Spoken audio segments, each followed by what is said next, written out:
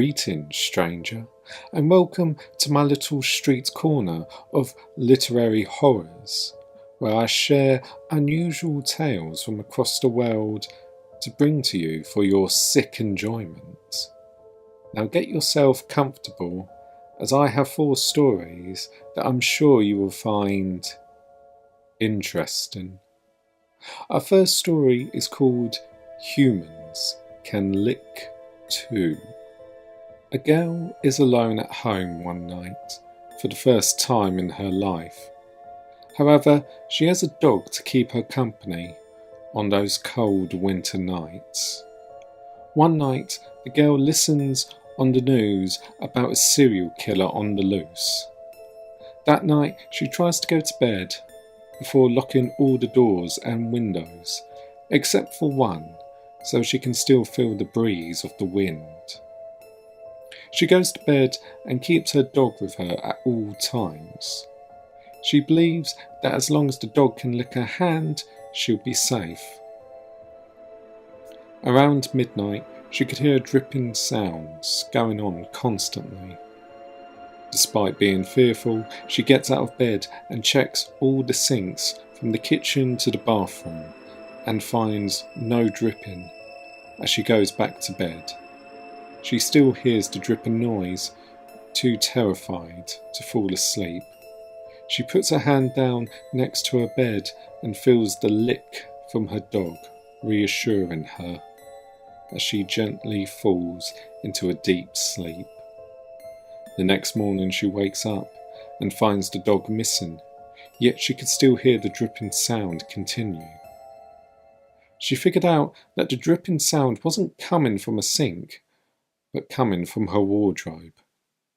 She goes up to the wardrobe and opens it and finds, to her horror, her dog dead and hanged upside down.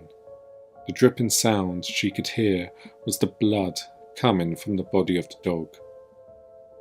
On the side of her wardrobe door, there was a message written in the dog's blood. It simply said, "Humans can lick too." Well, wasn't that positively dreadful? Perhaps the next story will be a bit more pleasant. It's called Aren't You Glad You Didn't Turn On the Lights?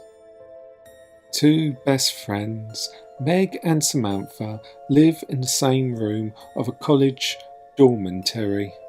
Despite being polar opposites, they get along fine as friends.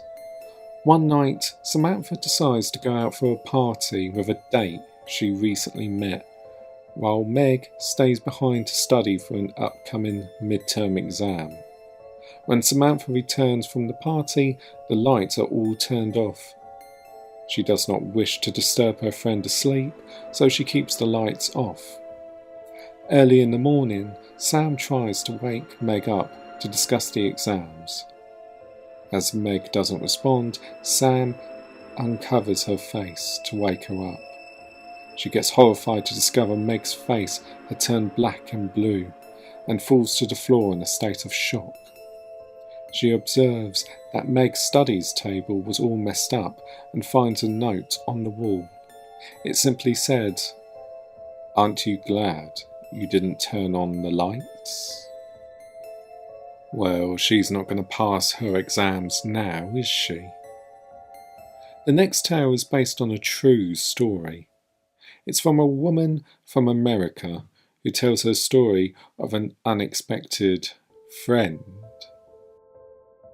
When my sister Betsy and I were kids, our family lived for a while in a charming old farmhouse. We loved exploring its dusty corners and climbing the apple trees. But our favourite thing was the ghost, who we called Mother, because she seemed so kind and nurturing. Some mornings, Betsy and I would wake up, and on each of our nightstands we would find a cup that hadn't been there the night before. Mother had left them there, worried that we would get thirsty during the night. She just wanted to take care of us. Among the home's original furnishings was an antique wooden chair which was kept against the back of the wall of the living room. Whenever we were preoccupied watching TV or playing a game, Mother would inch the chair forward across the room towards us. Sometimes she managed to move it all the way to the centre of the room. We always felt sad putting it back against the wall. Mother just wanted to be near us. Years later, long after we moved out, I found an old newspaper article about the farmhouse's original occupants. A widow. She murdered her 2 children by giving them each a cup of poisoned milk before bed. She then hung herself. In the article included a photo of the farmhouse's living room, with a woman's body hanging from a beam. Beneath her, knocked over, was the old wooden chair, placed exactly in the centre of the room. Perhaps you'll think twice when a ghost is unexpectedly nice to you. Our 4th and final story is short, but I'm sure it will make your spine feel tingly. A father began putting his son into bed.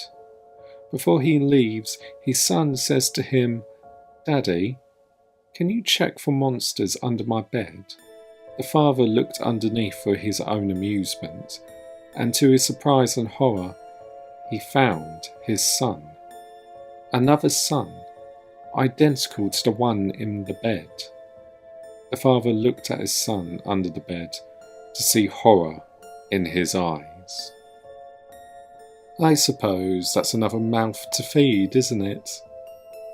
I hope you enjoyed our little journey in these 4 horrific stories. So good night, sleep tight, and try not to have any nightmares tonight.